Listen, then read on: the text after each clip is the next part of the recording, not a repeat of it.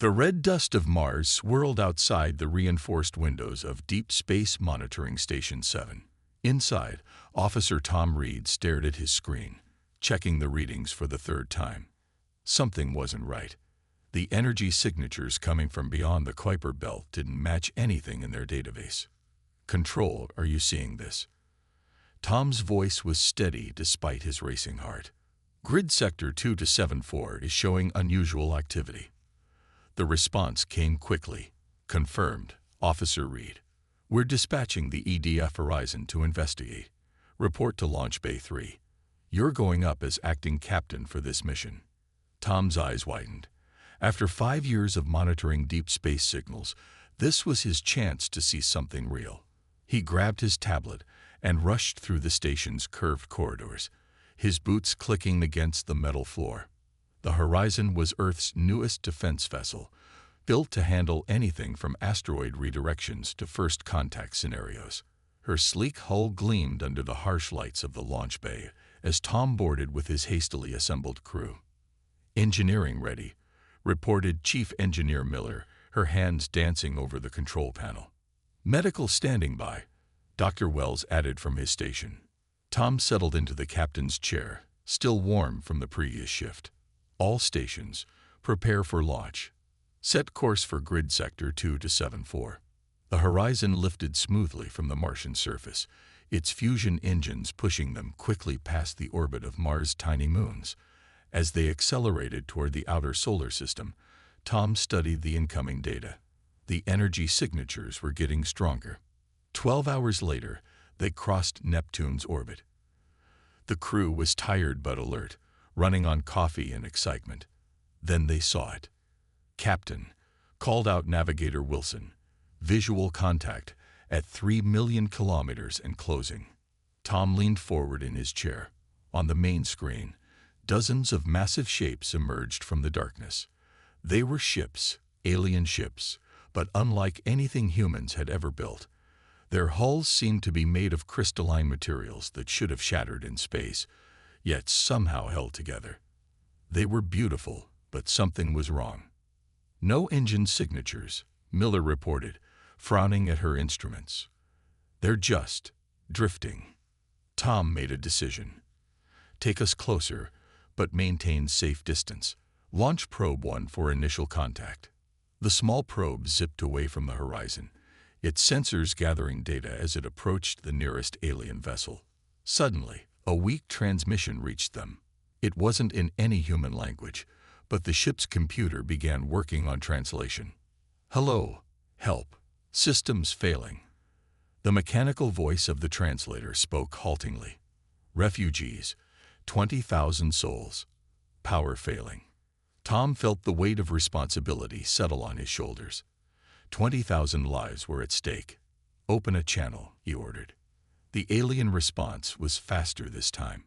A hologram appeared on the bridge, showing a tall, slender being that seemed to glow from within. Its light pulsed as it spoke. "I am Fleet Commander," the translator conveyed. "Our people flee dying star. Ships damaged by unexpected solar emission. Life support failing. Please, help." Tom stood, addressing the hologram directly. "I am Acting Captain Reed of the Earth Defense Force. We're reading multiple ships in your fleet. How long can your life support systems last?" 14 planetary rotations, came the reply. Then, darkness. 2 weeks. They had 2 weeks to save 20,000 alien refugees with technology they'd never seen before. Tom looked at his crew, seeing the same determination in their eyes that he felt. "Fleet Commander, we'll need to dock with your vessel and assess the damage. Earth has resources and engineers. We'll help you, but time is critical." The alien's glow brightened briefly. "You would help unknown beings." "It's what we do," Tom replied simply. "Humanity doesn't let people die in space, no matter where they're from." As the Horizon moved carefully alongside the massive alien flagship, Tom sent an urgent message to Earth. He knew this would change everything. Humanity's first contact was not just a meeting, but a rescue mission. Within hours, ships would be launching from every spaceport on Earth and Mars, bringing engineers, supplies, and hope. The real work was about to begin. 3 days had passed since first contact. The space around the alien fleet now bustled with activity as Earth ships arrived one after another. The largest vessel was the Engineering Corps ship Inventor, carrying Earth's best technical minds. Inside the alien flagship, Chief Engineer Miller walked carefully through the glowing corridors. The walls themselves gave off a soft light, making her helmet lights unnecessary. Behind her, Engineer Marcus Walker took readings with his handheld scanner. "These readings don't make any sense," Marcus said, shaking his head. "Their power system isn't like anything we've ever seen." The alien engineer accompanying them, whose name translated roughly to Lightweaver, pulsed with frustration. "Our crystal matrices draw energy from quantum fields, very advanced. Your instruments too simple to understand." Miller kept her face neutral despite the alien's condescending tone. She'd dealt with proud engineers before. "Simple or not, we're here to help. Can you show us the main power core?" Lightweaver led them through several more corridors. The deeper they went, the dimmer the walls became. Other aliens they passed looked weak, their natural glow fading. Miller knew this wasn't a good sign.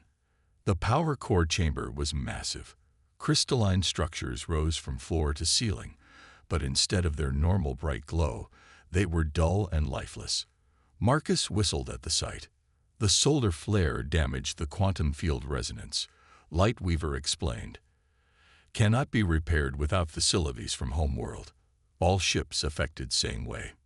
Miller walked around the crystal structures, her mind working quickly. How many people are on this ship? 5,000. Lightweaver's light dimmed further. Many families, many children. Back on the Inventor, Earth's engineers gathered to share their findings.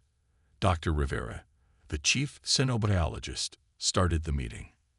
"The luminary, as they call themselves, are bioluminescent beings," she explained, showing holographic images. "They need specific environmental conditions to survive. Their ships don't just provide transport. They're entire ecosystems. And those ecosystems are failing," Miller added. "We've got 11 days before life support gives out completely. Their power crystals are beautiful technology, but they're too damaged to fix." Around the conference table, faces grew serious. 20,000 lives hung in the balance. Marcus stood up, pulling up his own data on the screen.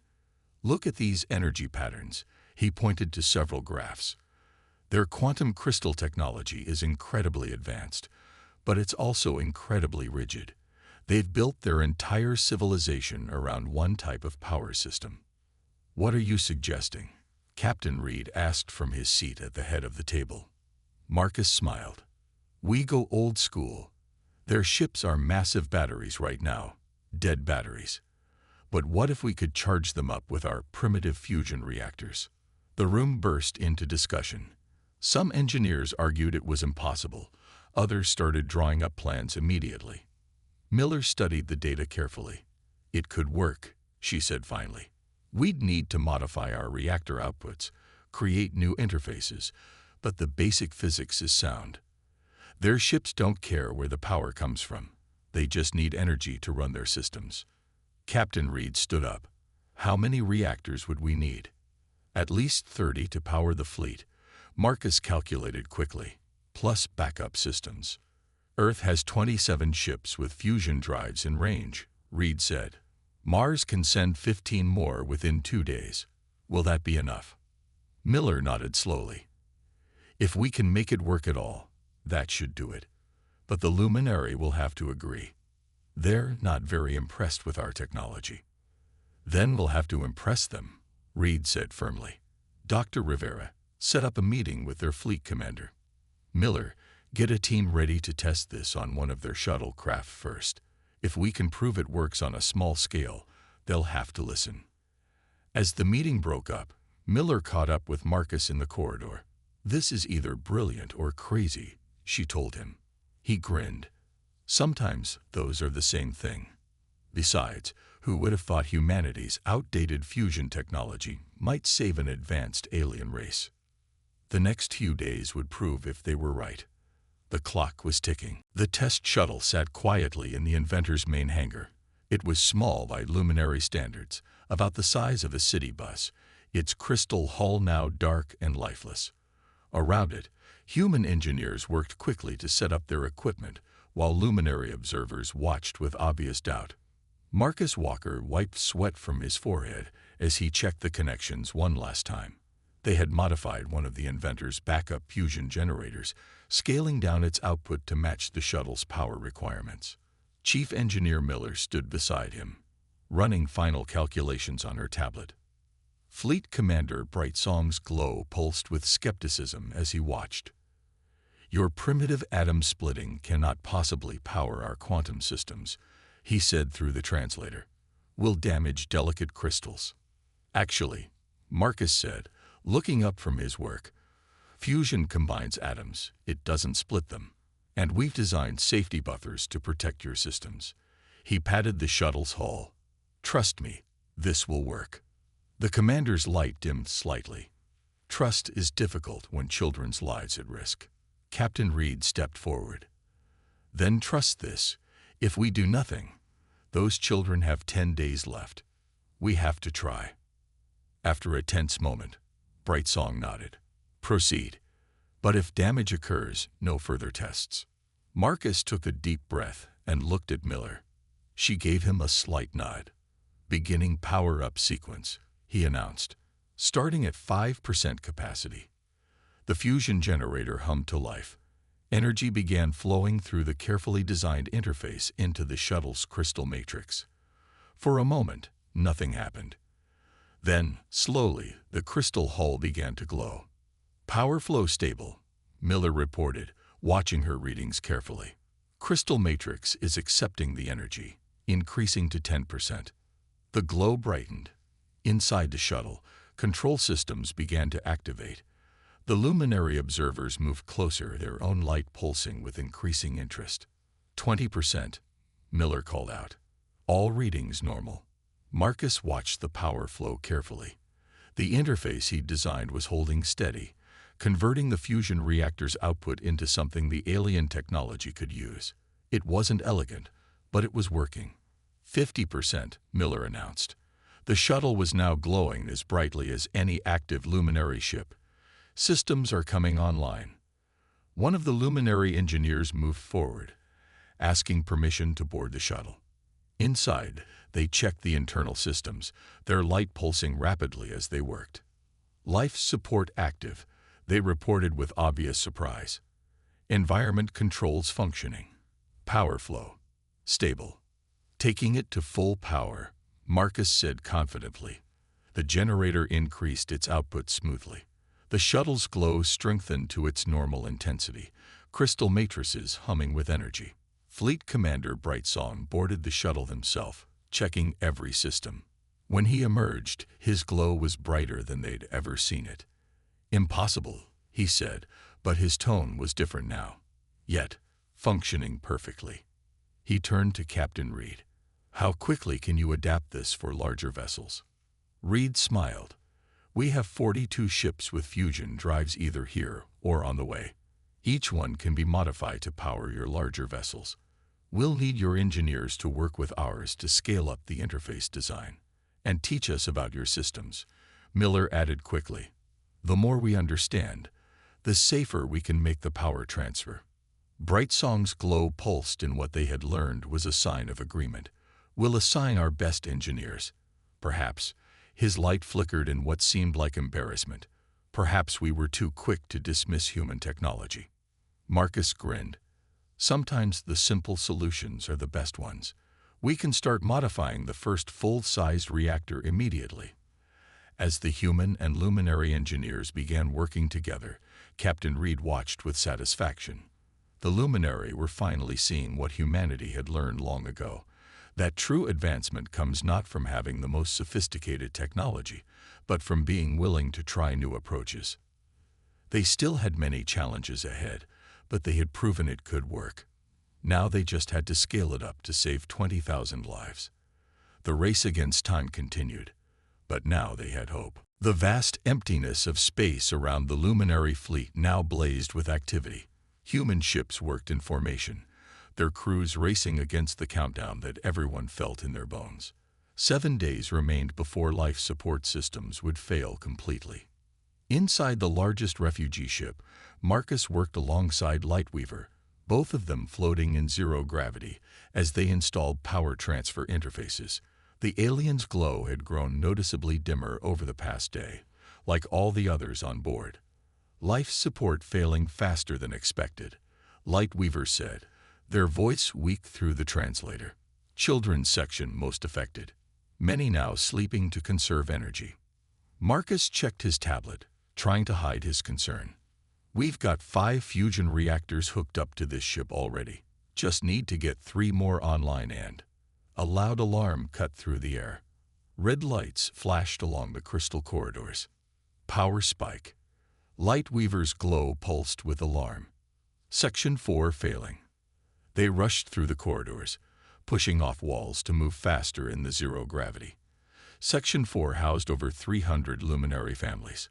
When they arrived, the scene was chaos. The crystal walls had gone completely dark, and floating luminary crew members were trying to evacuate the weakest residents. The interface is overloading. Marcus called into his radio. Miller, we need emergency power to route it now. Chief Engineer Miller's voice crackled back. Rerouting power from the Horizon's fusion core. Stand by.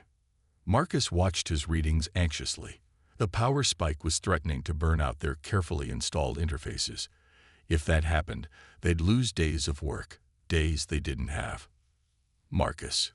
Captain Reed's voice came over the radio. We've got 3 more ships arriving from Mars with fusion cores. How long can you hold it? Unknown, Captain, Marcus replied, working frantically with Lightweaver to stabilize the power flow. The crystal matrices are more sensitive than we thought. They're deteriorating faster as they get weaker. A group of human engineers rushed in, carrying portable power units. They began connecting them to critical life support nodes, buying precious minutes for the families inside. Look, Lightweaver pointed suddenly. The crystal walls were starting to pulse weakly with light. Miller's power rerouting was working. But they weren't safe yet. Marcus saw another problem developing. The main power conduit is cracking. If it ruptures. He didn't finish the sentence. Instead, he pushed off the wall hard, flying toward the failing conduit. The crystal structure was starting to splinter, deadly energy crackling around it. Marcus, wait. Lightweaver called out. Radiation levels too high. But Marcus had already reached the conduit. Working quickly despite his shaking hands, he pulled out his emergency repair kit. The radiation warnings flashed red on his suit display, but he kept working. Need to bypass the damaged section, he gasped into his radio. Miller, get ready to pulse power through auxiliary line 4. His vision was starting to blur, but his hands remembered the motions. Years of emergency repairs on fusion reactors had prepared him for this. With one final connection, he called out, Now, Miller. The power surged through the bypass. For a terrible moment, nothing happened. Then, slowly, light began returning to the crystal walls. The readings stabilized. Section 4 was saved. Lightweaver helped pull Marcus away from the repaired conduit. Radiation exposure beyond safe levels. They said, genuine concern in their translated voice. Why take such risk for strangers? Marcus smiled weakly as other engineers rushed to help him. Because that's what humans do. We fix things. We help people, no matter the risk. Later, in the medical bay, as doctors treated him for radiation exposure, Marcus learned that 3 more ships had been successfully connected to the refugee fleet's power grid. They were making progress, but time was still against them. Rest, Captain Reed ordered him. We'll need you back out there soon. The Luminary are starting to understand now. It's not about having perfect technology. It's about having the will to risk everything to save lives. Outside the medical bay window, Marcus could see more human ships arriving, their fusion cores ready to help. They still had 6 days to save the entire fleet. The race wasn't over yet. 5 days remained, and the largest ship in the Luminary fleet was in trouble. The vessel, nearly 2 kilometers long, housed the refugee government and 6,000 civilians. Its massive power requirements had already burned out 2 interface connections. Chief Engineer Miller floated in the ship's central control room, surrounded by holographic displays showing critical systems in red. Marcus, still pale from his radiation exposure, but back on duty, worked at a nearby console. "Main crystal matrix is destabilizing," he reported, his voice tense. "The power feed from our fusion reactors isn't sensing properly." Fleet Commander Brightsong's glow flickered with worry. "Without main ship, fleet coordination lost. All will be lost." Miller studied the readings, her mind racing. The ship's enormous crystal heart was rejecting their power feeds like a patient rejecting a transplant. They needed a new approach, and they needed it fast. "Captain Reed," she called over the radio. "I have an idea, but it's risky. We need to shut down all power feeds to the main ship. That will kill everyone aboard." Lightweaver protested, their glow pulsing with alarm. "Not if we time it right," Miller explained quickly. "The crystal matrix is fighting our power because it's trying to maintain its own frequency. If we shut everything down, let it go completely quiet, we can restart it at the exact frequency of their natural systems." Brightsong's light dimmed. "Never in our history has main crystal gone dark. May shatter. If we do nothing, it will definitely shatter," Marcus added, supporting Miller's plan. "This way, we have a chance." Captain Reed's voice came over the radio. "How long will the shutdown need to last?" 3 minutes to full shutdown. 2 minutes to recalibrate our fusion feeds. 1 minute to power up. 6 minutes total." The numbers hung in the air. 6 minutes without power meant 6 minutes without life support. In the freezing cold of space, crystals could crack, systems could freeze, and people could die. Brightsong's glow pulsed rapidly as he communicated with his people. Finally, he turned to Miller. "We will try. Our people are being moved to emergency shelters now." The next hour was a blur of activity. Emergency thermal blankets were distributed to every luminary aboard. Backup power units were connected to critical medical equipment. Human engineers worked alongside luminary crew members, preparing for the shutdown. "All sections report ready," Marcus announced finally. His hands were steady on the controls despite the pressure. Miller took a deep breath. "Beginning shutdown in 3, 2, 1. One by one, the fusion reactors powering the great ship went quiet. The crystal walls dimmed, then went dark for the first time in centuries. Emergency lights cast strange shadows through the corridors. 3 minutes to dark point." Miller counted down, watching the power levels drop. The temperature was already falling. Ice crystals began forming on the walls. In the darkness, the luminary's natural glow provided the only light. Brightsong and his people had wrapped themselves in thermal blankets, their light growing fainter as the cold increased. "Dark point reached," Marcus called out. "Beginning recalibration." Miller's fingers flew over her console, adjusting the fusion reactor's output frequency. They had practiced this sequence a dozen times, but never with lives at stake. "Energy frequency locked," she announced. 1 minute to power up. The temperature had dropped to well below freezing. Ice covered every surface. The luminary's light had dimmed to barely visible levels. "Power up sequence starting," Miller called. Initiating at 10%. The fusion reactors hummed to life. Energy began flowing into the crystal matrix at exactly the right frequency. For a moment, nothing happened. Then, slowly, the great crystal heart of the ship began to glow. Not with the unstable flicker they had seen before, but with a steady, strong light. "Power sync confirmed," Marcus shouted. "Crystal matrix is accepting the feed."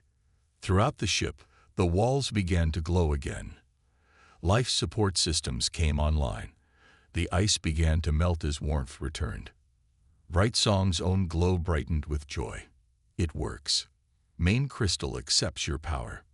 Miller sagged with relief in her zero-gravity harness. If we can power the main ship, we can power any of them. We really can save the whole fleet. Captain Reed's voice came over the radio, filled with pride. Well done, everyone. Let's get started on the rest of these ships. We've still got 4 days to go, and now we know exactly how to do it. The crisis point had passed. Humanity's greatest rescue mission was finally on track to succeed. The mood aboard the Luminary fleet had changed dramatically. With 3 days remaining until their original deadline, more than half of the refugee ships were now powered by human fusion reactors. The crystal corridors glowed brightly once again, and the Luminary themselves shone with renewed energy. Marcus stood at a viewing window on the horizon, watching as another Earth ship carefully moved into position beside a refugee vessel. His radiation burns were healing well, and the sight before him made the sacrifice worth it. Quite a view, isn't it? Captain Reed joined him at the window. Mars just reported they're sending their last 5 fusion ships.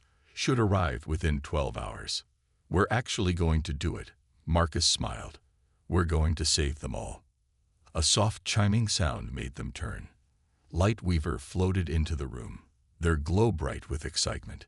You must come, they said. Children's section. Something special. They followed the Luminary engineer through the connecting corridors to one of the first refugee ships they had powered up. The children's section had been priority 1 on every vessel. As they entered, they stopped in amazement. Dozens of young Luminari floated in the large chamber, their natural glow pulsing with patterns Marcus had never seen before. The crystal walls around them reflected and amplified their light, creating a stunning display. They play with light, Lightweaver explained proudly. First time since leaving home system. Show happiness. An older Luminary approached them, her glow a gentle purple shade. Through the translator, she introduced herself as Teacher Morninglight. We are teaching young ones about Earth, she said. About humans who came to help when all seemed lost. The children gathered around, their lights pulsing with curiosity. One small Luminary floated right up to Marcus, reaching out to touch his healed arm. You got hurt making light come back, the child said through the translator. Why? Marcus knelt to the child's level. Because every child deserves to have light in their life, he said simply.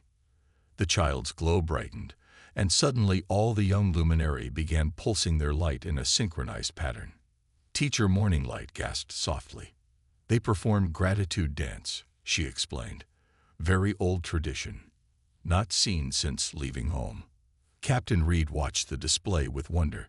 We're not just saving lives, he said quietly to Marcus. We're saving their entire culture. A new alert sounded, but this time, it wasn't an emergency. Chief Engineer Miller's voice came over the radio. Captain, you're going to want to see this. Main ship just shared their stellar navigation database with us. It's incredible. In the main ship's control room, Miller was working alongside Luminary engineers, studying star charts that stretched out in holographic displays around them. They've mapped systems we didn't even know existed, she explained as Reed and Marcus arrived.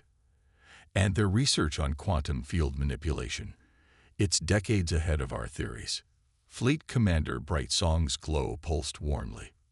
Fair exchange, they said. You save our people. We share knowledge. Perhaps together, we learn new ways. Speaking of learning, Marcus said, checking his tablet, the power integration teams are working twice as fast now. Turns out our engineers and yours have developed a kind of shorthand. They're not even waiting for the translators anymore. Reed nodded with satisfaction. How many ships are left to power up? 11, Miller reported. At current pace, we'll have them all online within 36 hours, well before the deadline. And then, Lightweaver asked, what becomes of Luminary Fleet? Reed smiled. Earth has already offered sanctuary in our solar system. There's a spot near Saturn's rings where the quantum fields are particularly strong. Could make a good temporary home while we help you establish something more permanent. Brightsong's glow pulsed with what they had learned was their equivalent of tears of joy. Luminary children will see new stars, they said. We'll learn new ways. Perhaps we'll learn human way of solving problems. And we'll learn from you too, Marcus added. This is just the beginning. Outside the viewing windows, another human ship locked into position, ready to share its power with the refugees. The combined light of human and luminary ships lit up this small corner of space like a new constellation, a symbol of hope and cooperation that would change both their civilizations forever. 1 month had passed since the first distress signal. The space near Saturn's rings now glowed with the combined light of the entire luminary refugee fleet, their crystal ships casting rainbow patterns across the ice particles in the rings. The crisis was over, but the story was just beginning. Captain Reed stood on the observation deck of the new Earth luminary space station, Unity, watching as human and alien ships moved together in a carefully choreographed dance. The station, built in record time using both human and luminary technology, served as the central point for their growing cooperation. Amazing how much can change in a month, Marcus said, joining him at the window. His radiation burns were fully healed now, and he wore a new badge marking him as the head of the Joint Human Luminary Engineering Corps. Hard to believe we almost lost them all, Reed replied, remembering those tense first days. Now look at this. Below them, a new ship was taking shape. Its hull combined human metals with luminary crystals in ways neither species had thought possible before. It would be the first of many joint projects. Lightweaver, now the chief liaison between human and luminary engineers, floated up to them. Their glow had a new pattern that humans had learned meant excitement. New power system tests successful, they reported proudly. Human fusion combined with crystal matrix creates efficiency 200% better than either alone. Miller's voice came over the station's comm system. Captain, you're needed in the main conference room. The Earth Defense Force is about to make their announcement. In the conference room, human and luminary leaders gathered around a large table. Fleet Commander Brightsong's glow was steady and strong as the transmission from Earth began. After careful consideration, the Earth Defense Force commander announced, "We have approved the joint mission proposal. The Earth Luminary Rescue Initiative will become a permanent organization, dedicated to helping other civilizations in need throughout our galaxy." The room erupted in celebration. Luminary lights pulsed in joy while humans cheered and clapped. This was what they had all been working toward. First mission already chosen, Brightsong announced once the celebration quieted. Long-range sensors detect another refugee fleet, fleeing from different sector. Not as advanced as luminary ships, but in similar danger. How many ships? Reed asked, already thinking about logistics. 15 vessels, Lightweaver answered. Approximately 12,000 refugees. Their propulsion systems failing. Marcus grinned. Well, we've gotten pretty good at saving stranded ships. When do we leave? 2 Earth weeks, Brightsong replied. New rescue fleet will combine human and luminary ships. Captain Reed will command with luminary co-commander. Reed looked surprised. Me? Who better? Miller said from her seat at the table. You led the first rescue. Now you'll lead many more. Through the conference room windows, they could see the luminary children's school ship passing by. Its crystal hull now incorporated human elements, making it stronger than ever. The children inside were learning both human and luminary sciences, preparing for a future neither species could have imagined just a month ago. There's something else you should see, Lightweaver said, activating a holographic display. It showed the quantum field readings around Saturn. Pattern changing. Growing stronger. We believe. Human presence, human emotions, affecting quantum field itself. Is that even possible? Marcus asked, studying the readings. Much is possible that we thought impossible, Brightsong replied. Humans taught us this. Now together, we explore new possibilities. As the meeting continued, Reed looked out at the ships moving past the windows. Human vessels now carried crystal power enhancers, while luminary ships sported fusion reactor cores. Each species had made the other stronger, better. "To new horizons," he said softly, using the traditional luminary greeting they had all learned. "To new horizons," the room echoed back, human voices mixing with the pulse patterns of luminary light. Out in the vast darkness of space, their combined fleet shone like a beacon of hope, a signal to any others who might need help that they weren't alone. The rescue of the luminary fleet hadn't just saved one civilization. It had created something entirely new, a future where different species could work together, combining their strengths to help others. And this was just the beginning.